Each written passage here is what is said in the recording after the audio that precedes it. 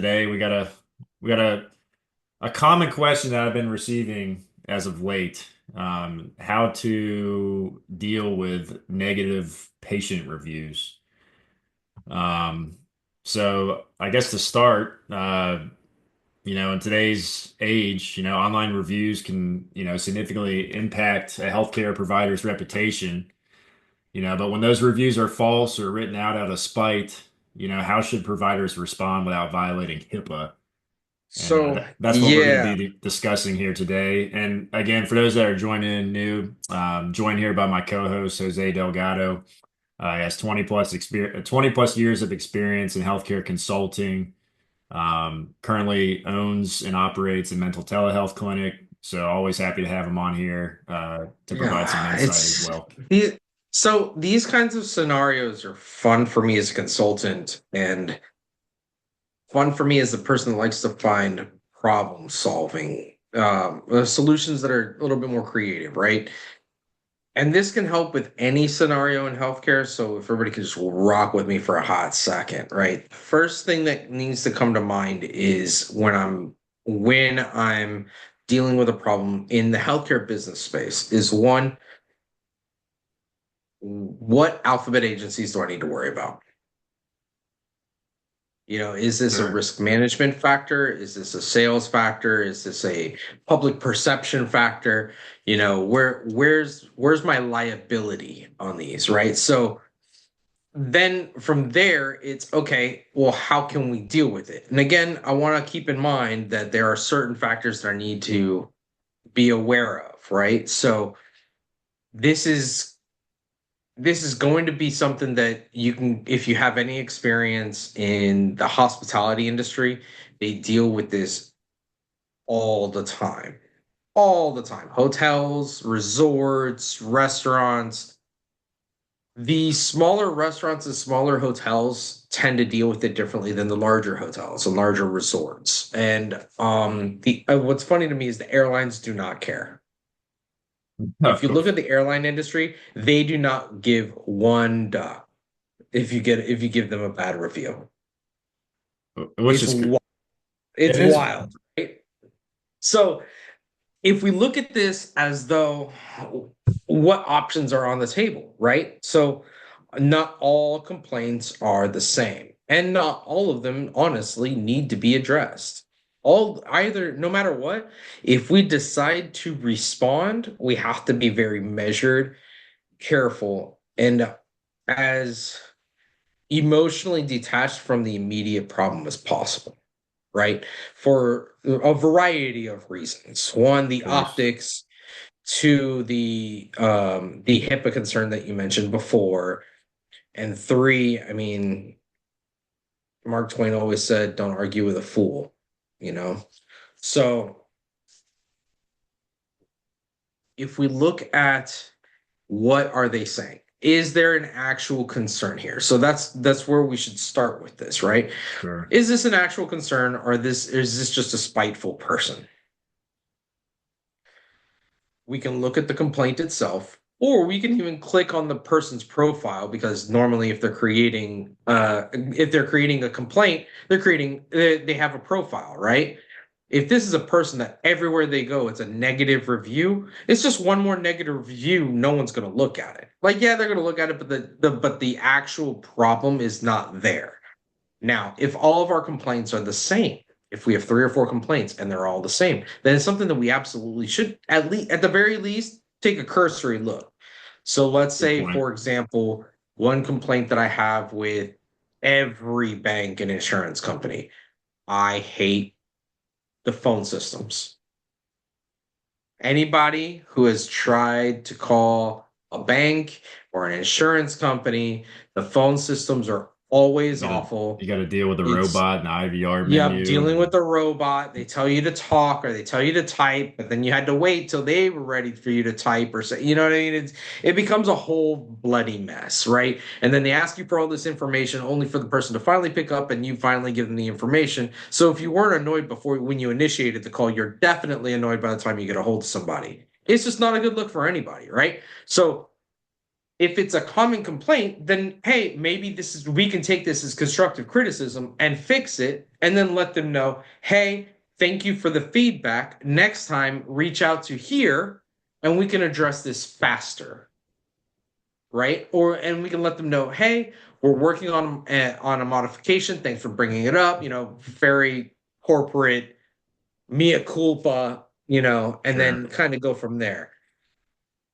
If it's starting with some borderline slander, then you have to be far more careful, right? If you're dealing with and I'm gonna take out the sections. I'm always gonna carve out certain aspects of healthcare because they're treated a little bit differently, and that's pain management and mental health.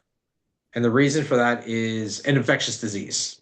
So when you take those three out, because they operate a little bit differently, they have different rules. But for everybody else, all right. So they said, hey, Dr. Smith, who's my employee, is a complete jerk off. He was awful with the patient. He just completely ignored me. And then Susie was even worse when I told her about Dr. Smith and she just brushed me off. So, okay, these are two actionable concerns.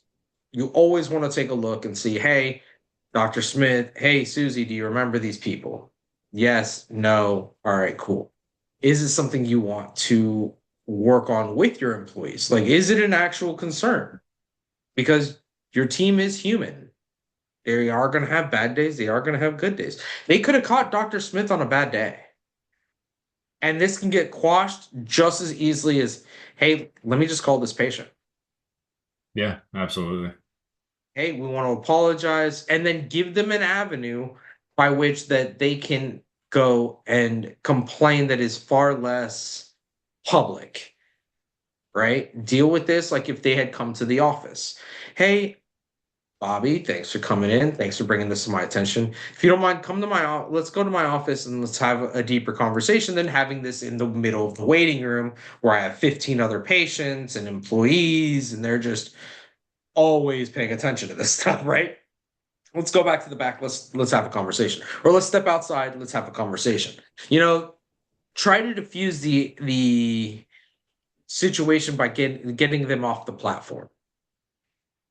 I agree with that. I think that overall that shows professionalism and commitment to the patient satisfaction. Um, and yeah, just pick up the phone and call. I think that's a good point. Just get a hold of them directly. And Now, by no means does this mean bend over for them. no, And here's not what at I all. mean. Like there are certain cases where the patient is wrong. In the healthcare industry, it is one of those by its nature, our providers are working at best collaboratively with our client. At worst, we're working against our client in order for us to do our job, which is keep them alive and doing better. Like it's you don't do that at a resort. And the larger resorts will Sure. be like, "Oh, hey, sorry you had a bad time. Here's a free night on us." They can afford to do that. I can't do that at a pain management office. I can't do that at an orthopedic surgeon's office where it's like, oh, hey, you had a bad knee surgery because of pick a reason. Anytime I'm cutting you, 1,000 different things could happen. Anytime a procedure is invasive, there are things that are completely out of somebody's control. The level of, and it's just, let's simplify it, right? Let's just go back and let's simplify it, right? So if I'm a pain management doc and the patient complains, and this is actually pretty common in pain management responses. Hey, the doctor didn't listen to me and didn't give me the drugs I needed. Yeah, Well, seen those before. he's not a legal drug dealer. In mental health, oh, the provider didn't listen and didn't give me the drugs I wanted. Well, hate to tell you, but perhaps this isn't the right facility for you because you may be addicted and that may be a bigger problem, right? And that's a bigger conversation that patients have to have with providers and they don't like that. You know what I mean? Like no one likes being told no, much less if you feel like you need this, right? Now, if it's something far more, I'm trying to think of ones that I've Let seen me give you an recently. example because I've seen this one. Perfect. I've seen this one before. And weight loss, Okay. patient is given a program, right? It didn't And work. the physician explains it to a T, and 2 weeks go by, nothing improved, Yep. Um, and really it boils down to the patient being non-compliant, right? Yep. And they didn't want to do anything to help themselves. What do you Yep. do? That You know? that you see that a lot with PT, with well, any kind of therapy and any kind of weight loss, obviously. Mhm. You'll see it a lot with multi procedures. You'll see it a lot with like hair transplants and things like that. Even the bariatric bypass. There's a lot of bariatric providers that have really, really bad reviews. Now, and this goes back to again, part of healthcare is that the patient in the US, the patient is coming to us after the fact, not in prevention of. So if they're coming to Right. us after the fact, we have to stop them from doing the thing that got them here in the first place. Right? So for bariatric, for weight loss, for um PT, hey, all right, quit walking with Crocs on. It's going to mess with your feet if you've got an ankle injury, if you've got, if you're trying to recover from something. All right, cool. If you're a bariatric bypass, but you're still eating a large pizza because every pizza is a personal pizza if you try hard enough, right? So, so Who the just problem has is one slice? Come taking on. that challenge seriously. Right. Like maybe we downsize some, right? And it's amazing when you talk to some of these providers and like they're physically not supposed to be able to do the thing that they're doing that's counteracting what we are doing with them. But somehow the Exactly. patient is finding a way, right? And then they're blaming on us that they're not getting the result that they are paying us for. Well, I go back to the weight loss too, Yep. and again, each weight So loss wait. clinics are different in how they do things, but this one in particular, they prescribe Adipex, Yep. which is an appetite suppressant, and also what a class, was it a state or a class two? The phentermine Or phentermine? Yeah, was phentermine. the Is it phentermine class was the one or class class two? two Class because two. it was a stimulant. Yeah, yeah. And But but my point is that patient there is a program that follows it. It's the yeah, ketonic diet, less carbs, more protein in the diet, and you follow that. The Adipex is supposed to sort of jumpstart you, in a yep, sense, and then B12 injections here and there. And the patient essentially ignores the protocol and thinks that the pill is the magic drug that's gonna cure all. yep, yep. Yep, yep. Um, So, I mean, that goes back to again the same thing, right? Like, so we're sitting here and they're complaining. Okay, well, why? And it's again, you want to create that conversation yeah. with the patient outside of the platform that they're using to complain, whether it's Google, whether it's in the waiting room physically, no matter what it is, hey, let's sit down, let's talk. If you can get them to do that, that's the first step. It means they Of actually course. want a solution. If they're just here to complain, there's nothing you can do. Not a no, to convince them otherwise. And they're just going to complain. And it sucks because this is your livelihood. And you don't get into healthcare to make a ton of money. It's a consequence of the level of trouble you go into, right? So let's Well, let's put those, yeah, huh? we can dive into that, if you have somebody that you've sat down and spoke to and they don't want a solution, right? They're just here to Yeah. complain. Yeah, if they're just What there to complain, then you need to just how can I'm trying to put this in the nicest way possible, but I'm not really coming up with one. Everybody knows Stay that one neutral. person. Yeah, Stay yeah, neutral. right. Everybody knows that one person that you can have a conversation with, and it just the lights are on, but nobody's home. They're just completely ignoring everything you've got to say. It, You need to just sit there, let them vent, and then, hey, all right, do you feel better? All right, cool. Kindly pound sand, because nothing is going to change at that point, right? They're just there to complain and they're not going to do anything about it. Now, the trickiest one, in my opinion, is not the one that we can fix and convince them to once they feel like we have resolved the issue or in the process of resolving the issue, them taking down the complaint. Right. The hardest one is the one where we actually messed up, in Good my point. opinion. Good point. And the reason is because if I look at a situation and I'm like, crap, this is on us, and this could expose us to more liability the longer this conversation goes. Now we have a risk management concern, right? Give So me, let's go give to the that audience an surgery. example, Jose. Are you Yeah, referring so to, like you mentioned earlier, where, like a bad surgery. Like, okay, hey, gotcha. Gotcha. there's a situation where, hey, it was just a bad surgery. It was Yeah. my provider does, let's just say my provider does 20 of these surgeries in a month.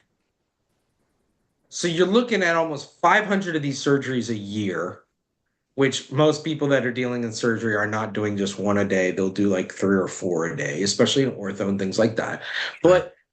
But um, but let's just keep it nice and simple. 20 in a month, more or less 450 a year. And they've been doing this 10 years, let's say. You're going to have an error rate. No one is perfect, no one is God. The problem is that error rate. What did we do? If we tried to just throw it under the rug and just move on and hey, nothing happened here out of the ordinary, we have that risk. And with certain, especially with ortho, if it's like, hey, it's your knee, you're going to know that something is wrong with your knee rather quickly. Because Absolutely. now with knee replacements, ACL fixes, MCLs, you're back in, as a normal person, 6 to 9 months.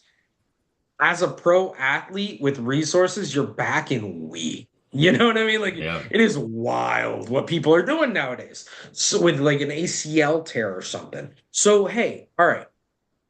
If they go to Google to put a name out there and they put a bad review and you go and do the research on the case and that case is problematic because you did screw up, how do I address this without creating a bigger problem? Because it's one problem to have the public perception of an issue. It's another problem to escalate that accidentally in trying to fix the public perception. And now I have a malpractice.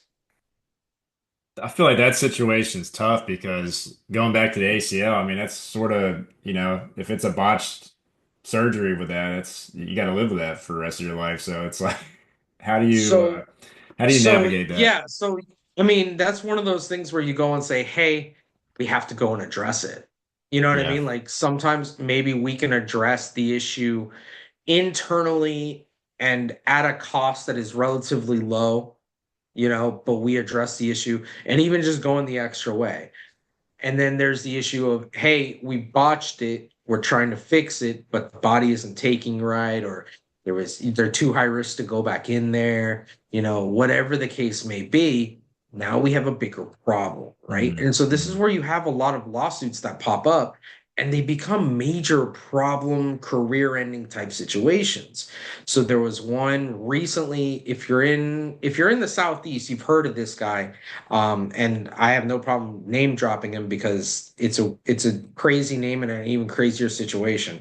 Dr. Shakhnovsky, who had a couple of surgeries in I want to say a Tallahassee hospital, Mhm. um, and he took out the wrong organ on emergency surgery, and it wasn't his first time. And the hospital just buried it, buried it, buried it, buried it, buried it. And the patients died every time he removed the wrong organ because, Wow. duh, he left the bad one that needed to be removed, went to the other side of the body and removed the perfectly good one that looks nothing like it. So it's with those kinds of situations, what do you do? That's what malpractice is for. We're not perfect, right? Mm. But if we're talking a little bit lower level, like that knee surgery example, then hey, all right, well, let's try some stem cell. Let's get you into PT. Let's see if there's a way that we can fix this situation for you without having to do another surgery. Because the surgery is expensive for everybody. You know, Yeah, you're not absolutely. you're not gonna you're not gonna go in and fix a knee with a local anesthetic, right? So you're gonna need an anesthesiologist. You're gonna need a surgery center. You need a block off time. You need this support staff. You know, if you have to put in a new knee, or you know what I mean, like all of Yeah. these different Yep. A lot scenarios, of moving all of a parts. sudden this thing gets a lot more expensive. And then you have that risk management issue. Is it cheaper for me to redo the surgery or deal with the malpractice case?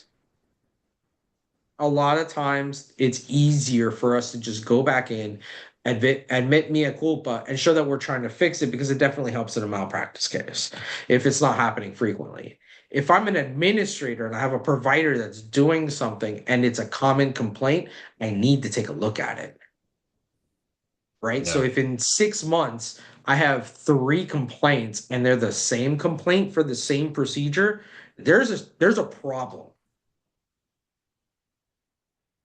You know what I mean? Like, especially for if it's something as routine as a knee surgery or a shoulder surgery. Now, if we're talking about, hey, we got to do a bypass surgery. I mean, come on. You know, like there's so many risk factors that can cause issues on a bypass. You know, like the patient's blood pressure, the age of the patient. Can they even Hmm. survive it? Hmm. Do they pick up an infection every time we go in there because we're opening up the chest cavity? You know what I mean? Like, wait, is so Yeah. we It's got like, to take a yeah. look at the severity of the situation. Now, if we want to deal with everybody wants to deal with the public issue, right? Yeah, hey, no worries, Matt. We're gonna put this on our Zoom so you can finish it up. And if you've got any specific questions, please reach out to us. We're more than happy to have the conversation.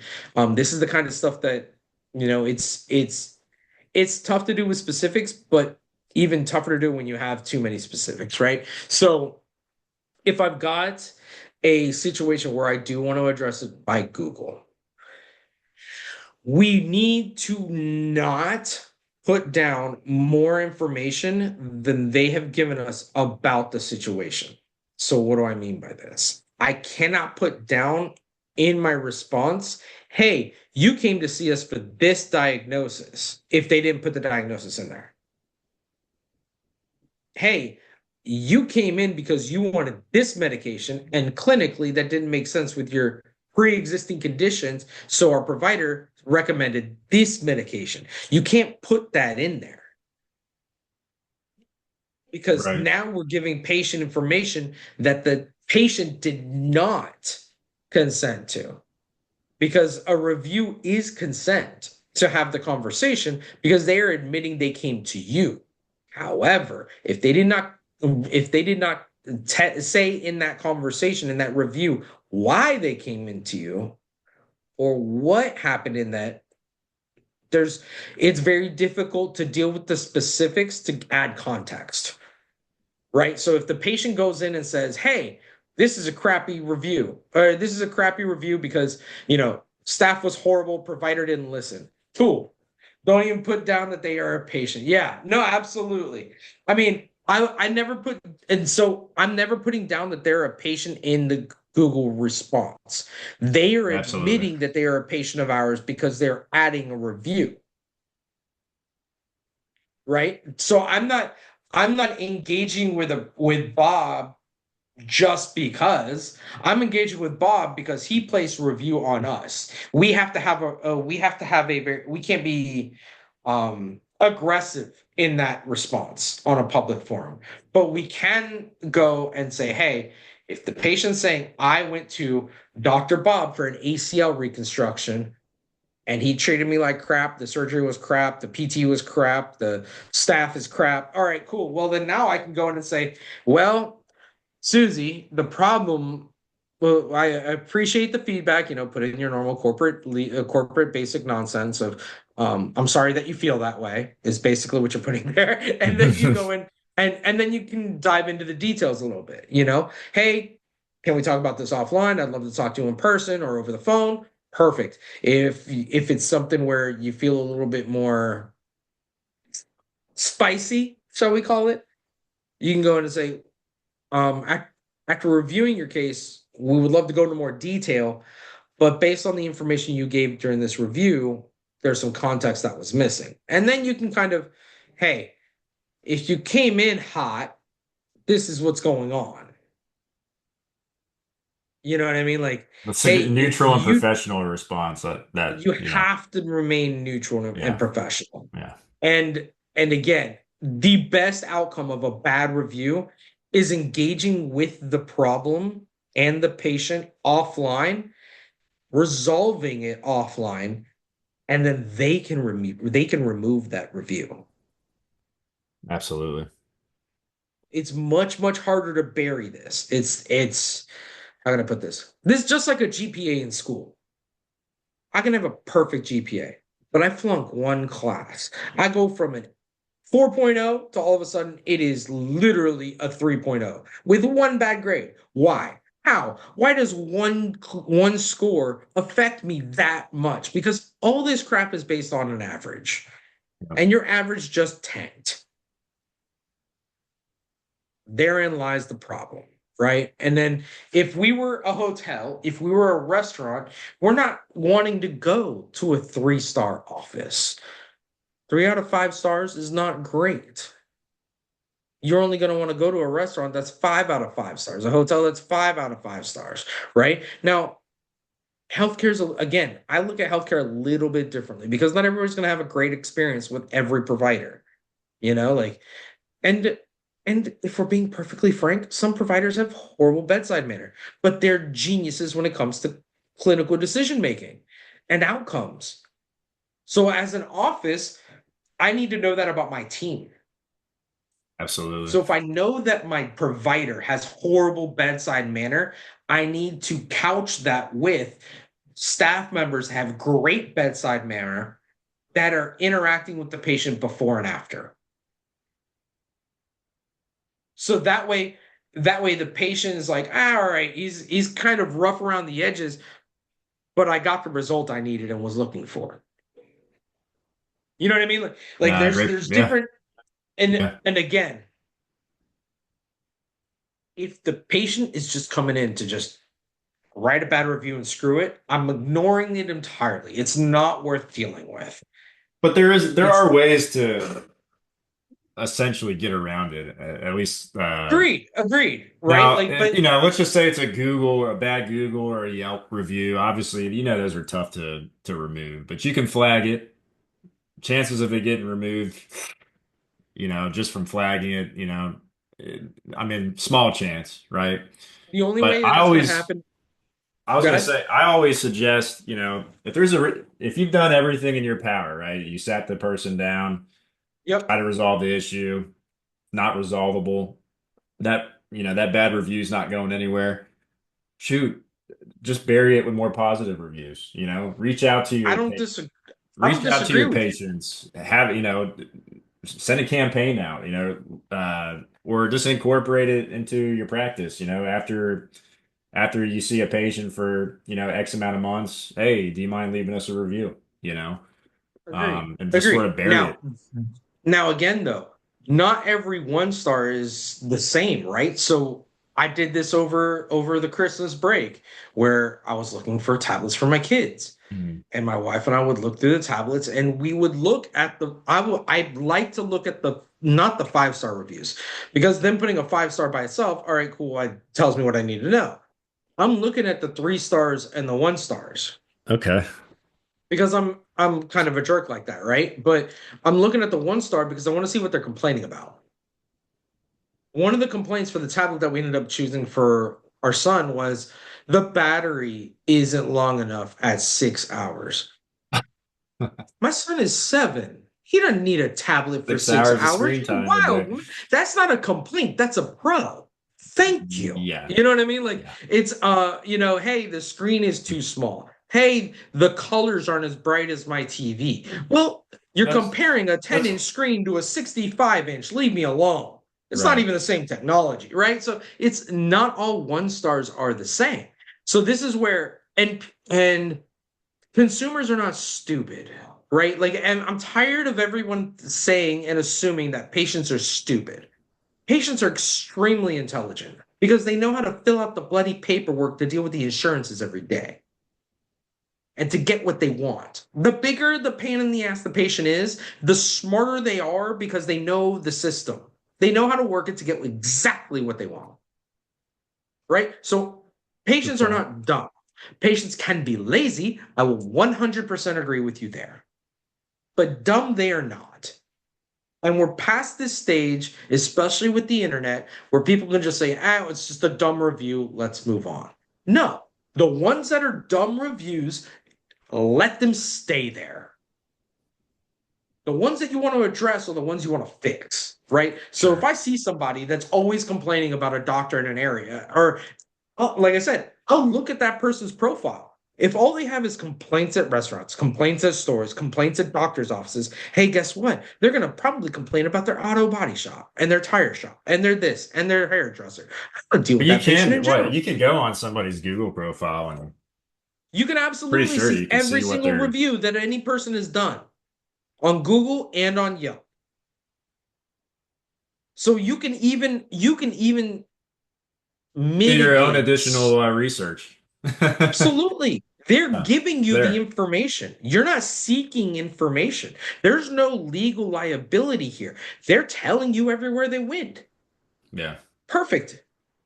If you're telling me everywhere you've gone and everywhere you've gone you've had a bad experience, then maybe, honey, it's you. And I'm okay with that because I'm not that smart, but I was able to figure that out. Yeah, You know what I mean? absolutely. Like, so I'm not even going to bother addressing it because there's nothing to gain here. They're just a miserable person. It's okay. Let them be on their way. Try to give them as much of a berth as you can. You know, it's the ones, like I said, for me, the problem is the ones where we actually screwed up. Right. And we didn't find out about it at the time. They found out about it at home or someplace else. And we're having to find out this way because we want to fix the problem, not make it worse. Nobody's here to make it worse, if that makes any sense at all. No, it does. I'm just thinking of maybe strategies to So, like I overcome said, that, you always you want to know. couch it. I've I mean, it's like a criticism sandwich sometimes, if you like to put it that Well, way. I agree with you, you know. I guess it depends on the personality of the office, like you said. If the physician's a little rough around the edges, you know, look to hire staff that um, you know, are more supportive and can and has have that bedside manner. But I'm Well, also and thinking again, like even a little deeper, like and again, you know, each practice is different, but if you're dealing with like surgery, I mean, listen, and again, I've the never had surgery one done, one. but I'm assuming that there's got to be some sort of like after or post-op like how am Yeah, I there's feeling, yeah, rate your pain, this and that. I mean, yeah, 2 weeks, 4 weeks, depending on the surgery, 6 weeks out, right? But I mean, I picked the surgery one because that's the one that is hardest for me to fix internally. yeah.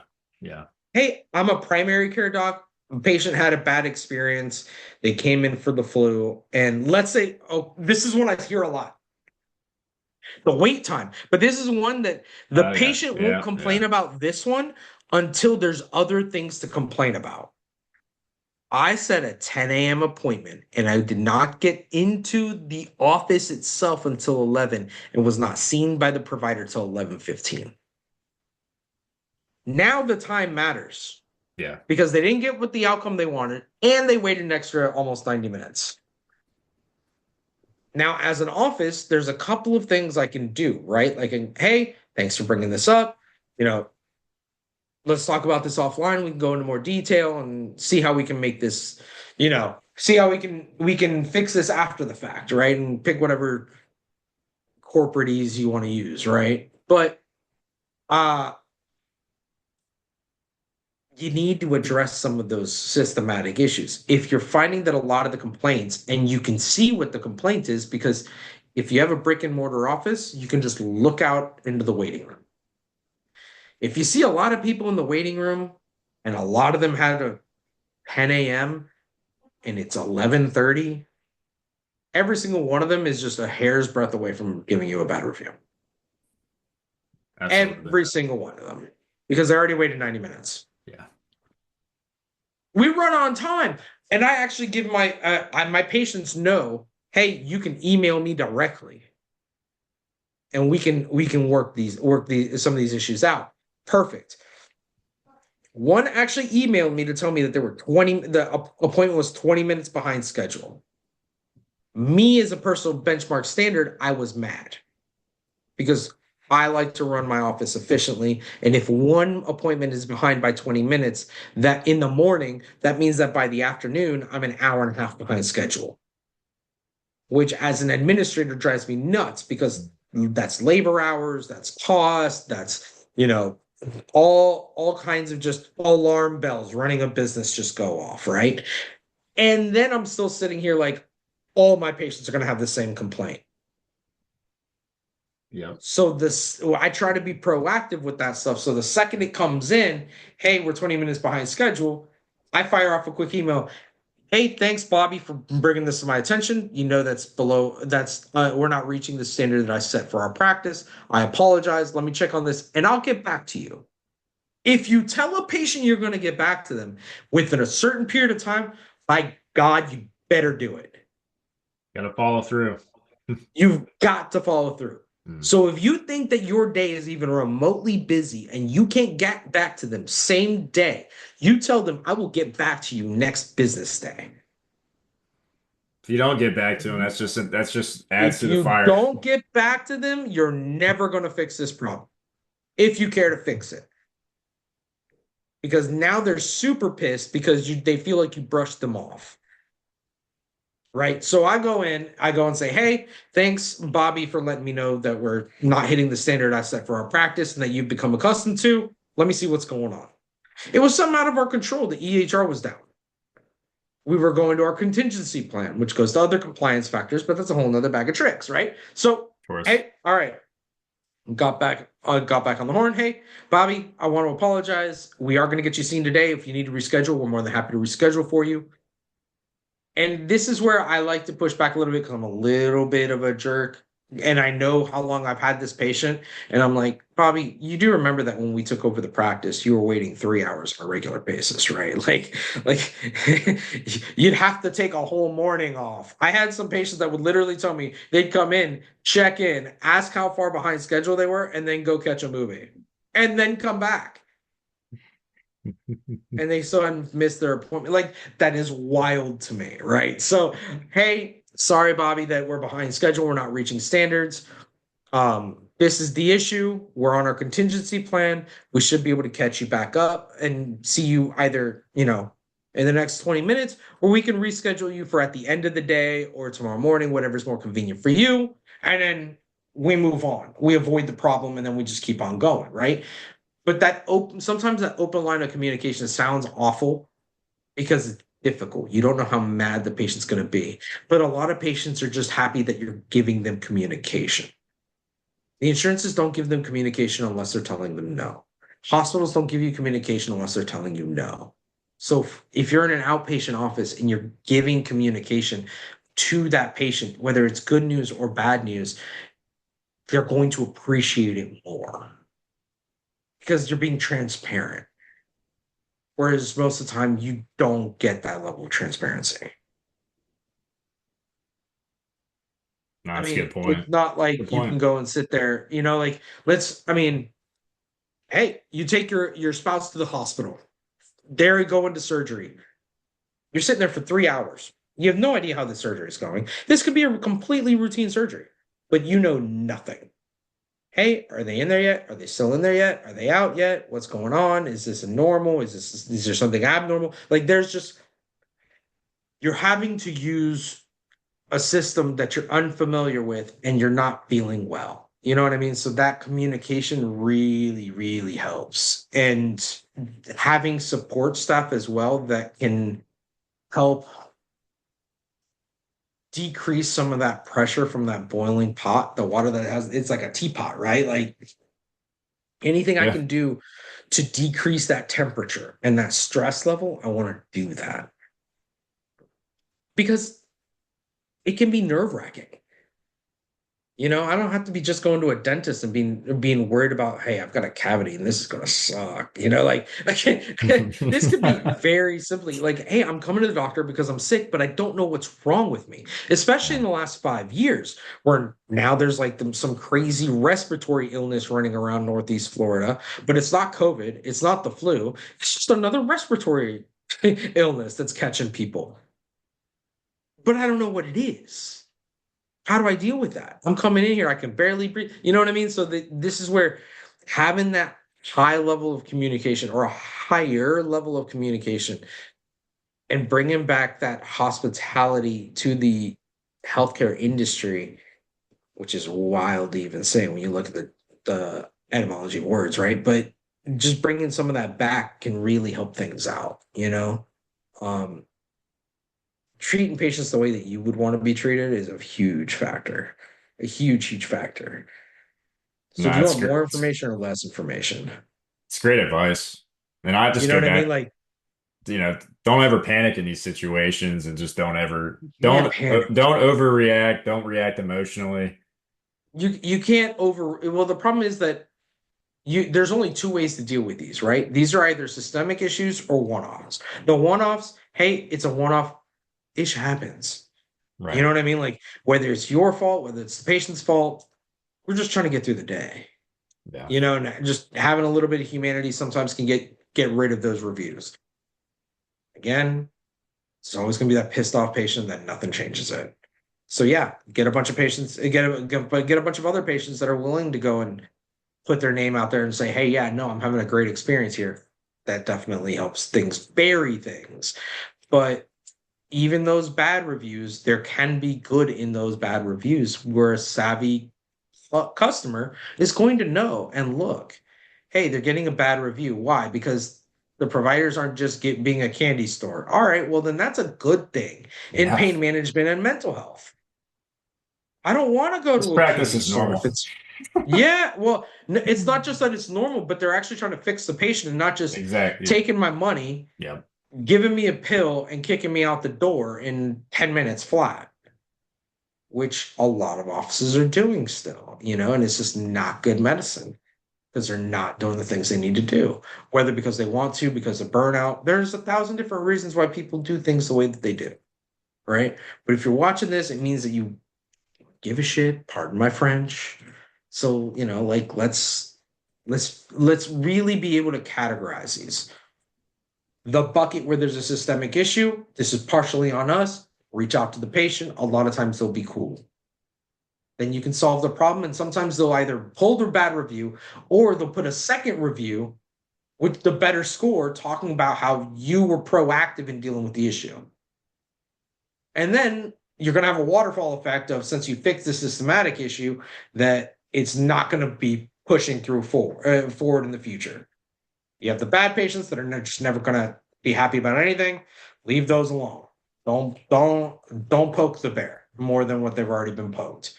And then the last one's when we actually have an issue that occurred as an error that they did not bring up to us, or they felt that we were ignoring them or pushing them aside.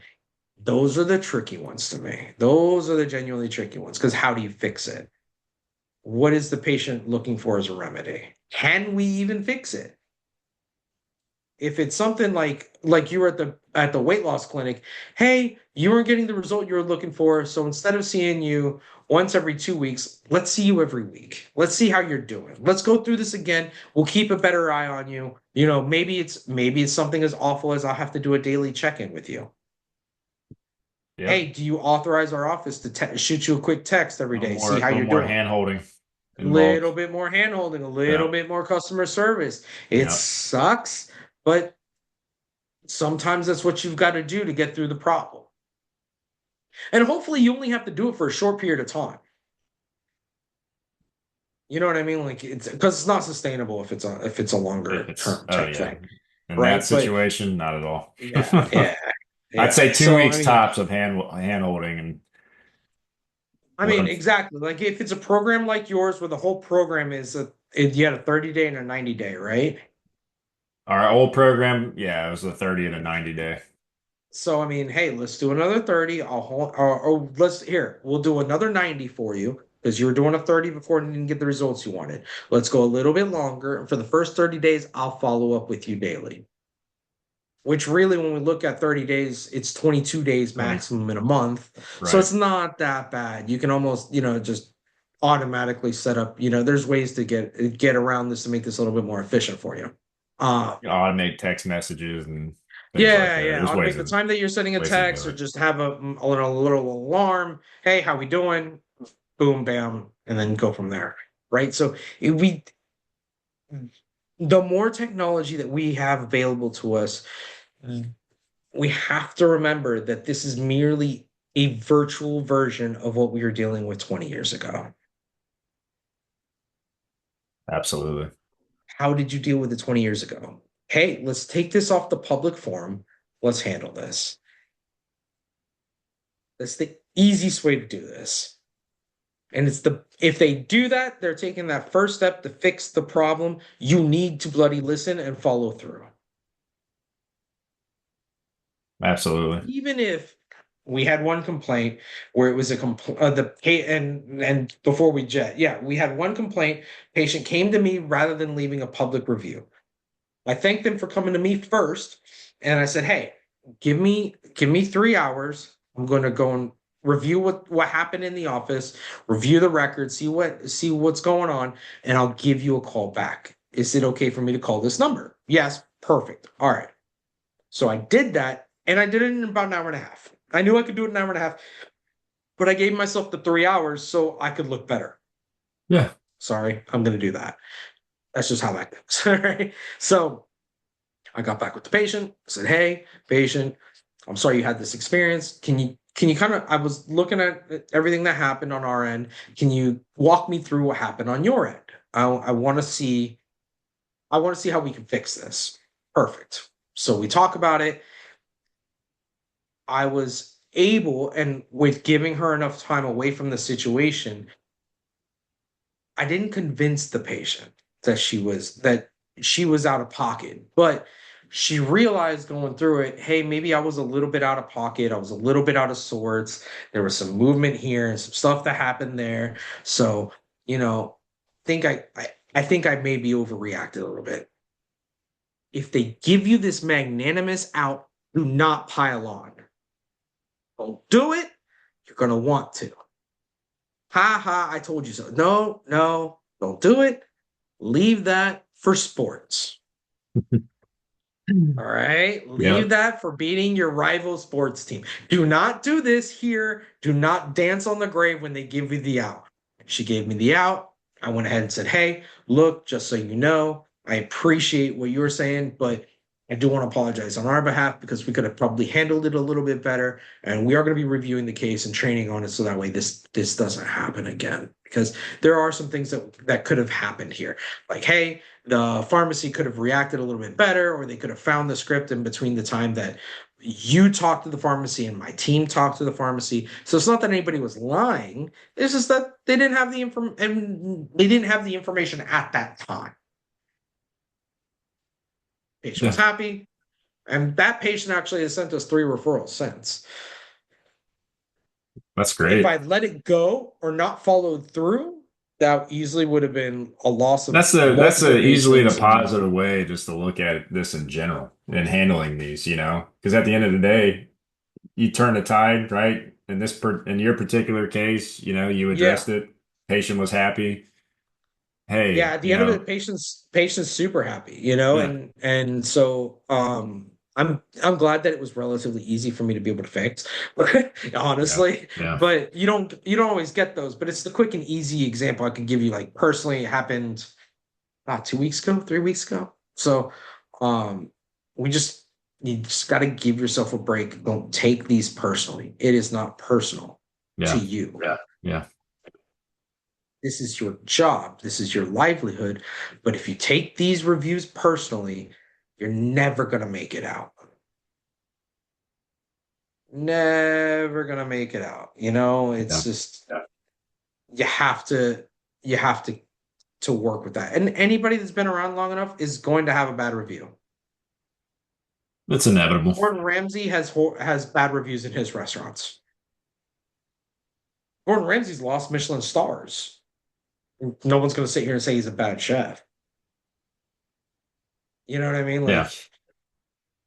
So we just have to look at it in a way of this. We can get through this. It does hurt, but mistakes hurt. Mistakes are paid in cash, and they want it right away. You know what I mean? They won't take credit or check. So let's handle it. There's some that are tricky. We're more than happy to help you guys out with any of those outside of the normal curve of situations, but definitely, you have to be calm. Do not let the one person that's a hothead deal with this kind of I was situation. gonna say if anybody has any scenarios that you may want to address in the chat here, um, Jose and I can take some time to Yeah. sift through it. Yeah, if anybody's got specific questions or anything that we kind of want to get in, kind of want to handle, we can do that. Like I said, you don't want to add more information though. The TLDR, if you're going to address it in a public forum, ask them to take it offline. Do not add information that they have not given.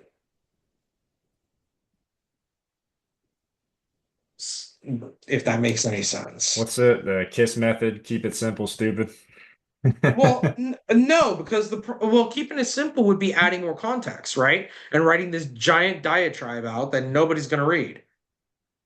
And then the patient's True. going to get pissed off because they're going to be like, they're not reading it with the correct tone because it's text, not speech, right? Like I could have written everything I told that patient, but if she had just read that, she could have easily taken me out of context there and not gotten the right tone. How many times have we sent a text and the tone is wrong, right? Or it's I think read wrong. the best advice is just pick up the phone and call the patient and address Pick it. up the bloody Pick phone. up the phone.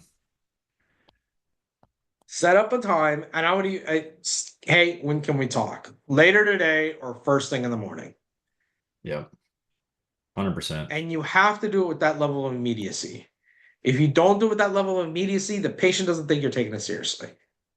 Yeah, Even if you don't wait aren't a taking week it after seriously, the just get it over with. bad review, you know. You don't Yeah, even if you're not taking it seriously, make it look like you're taking it seriously by dealing with this quickly and proactively, yeah, right? agree. Like you could know everything about that case, but the problem is it's still a problem.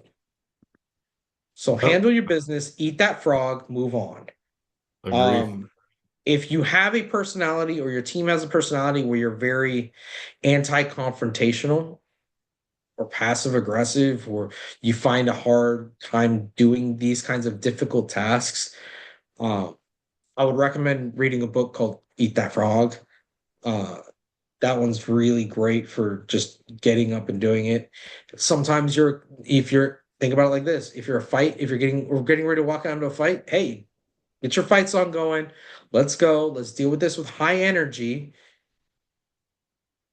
and punch it in the face. Not literally, but figuratively. Punch the problem in the face. Let's go. You know what I mean? Like, there's nothing like dealing with a problem with high energy. You deal with a problem with low energy, it's going to snowball. No, I agree. So This was insightful, and I hope I everybody hope that this joined helps in with us everybody. today found this session insightful as well. Um, if you guys have any topic suggestions, let us know. Um, Certainly open to discussing whether it's a personal issue going on within the practice, or if there's just a subject matter that you'd like us to speak on. Let us know. Certainly look into it. Um, We have content already figured out for the next couple weeks, right? If I'm we not do. mistaken, right? We're What's the next time? What's the next we're week? so next week. I talked to you about this. I've had a couple situations come up where, is there any HIPAA violation if a patient was seen as or for a or I'm sorry, potential patient seen as a consultation, right? And then they can't afford the treatment, but a friend wants to pay for the treatment. Is there any sort of HIPAA guidelines to follow when it comes to that? So that was a couple. I've received that several of those That's sorts of interesting. cases. So that's what we're gonna look to dive into next week. And we're shoot, And Jose. I guess if We're these were dental or vanity medicine procedures or offices. yeah, it's going to be in the sort of the wellness side. Um, Okay.